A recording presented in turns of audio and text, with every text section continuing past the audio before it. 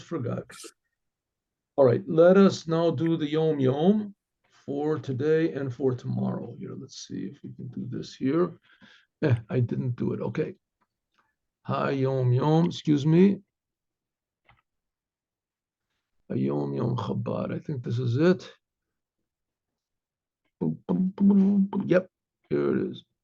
What? No. What's the date today? Today is the 15th? Yeah. The English date is the 20th. The Hebrew date, 5th. Okay, 5th. The Jewish people are compared. This is today. These are sayings, mostly by sayings of the previous Lubavitcher Rebbe that were gathered by the Rebbe. They were gathered by the Rebbe. He gathered, this was before he became Rebbe, years before. The Jewish people are compared to the stars. Right? God said to Abraham, they'll be like the heavens, the stars in the heaven. The Jewish people are like the stars twinkling in the heavens. By their light, by the light of the Jewish people, namely the Jewish people doing good, even he who walks in the darkness of night shall not blunder, won't stumble around. In other words, the Jewish people are the conscience of the world. God gave them the Torah. Every Jew, man or woman, that's what they're supposed to be anyway.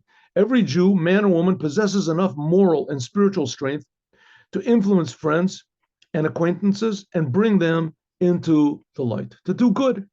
To do good, that's why we're here, to do good in the world. That's today. Let's do tomorrow. Tomorrow, when the Alter Rebbe, when the first Rebbe of Chabad, there were 7 Rebbes of Chabad. The first Rebbe of Chabad, he wrote the book, the Tanya. This was like about 250 years ago. He wrote the book, the Tanya, and it says when the Alter Rebbe wanted to bless Rabbi Yekutiel Lepler, one of his known Hasidim, with wealth. I want to give you a blessing. You should be rich. So he said, I don't want it. I don't want it. Why? Because I know how to learn Torah. I know how to do good deeds. I know how to help people. You give me money, it's going to drive me crazy. I don't know really how to deal with money. I don't want wealth to distract me from studying Chassidut and my involvement with learning, with prayer and learning Torah. So I don't want to have riches. I got enough money of my own, right? I'll be able to give charity. I'll be able to give charity, but I know what happens. A person that has money, it goes crazy. And I don't want it. I don't want.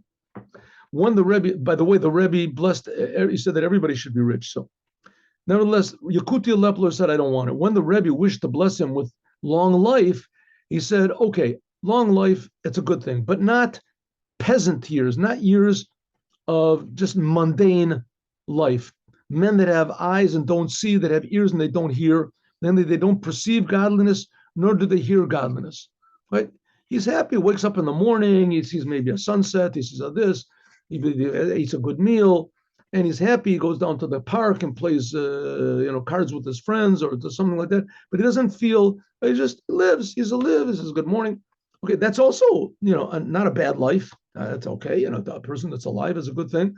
But a person that has a little bit of an experience of feeling that there's a creator and that I want to do what my creator wants every moment, as he doesn't want to live a selfish life. That he eats a meal just because I want it and I enjoy it, and he does because I do, and a selfish life. That's called peasant years.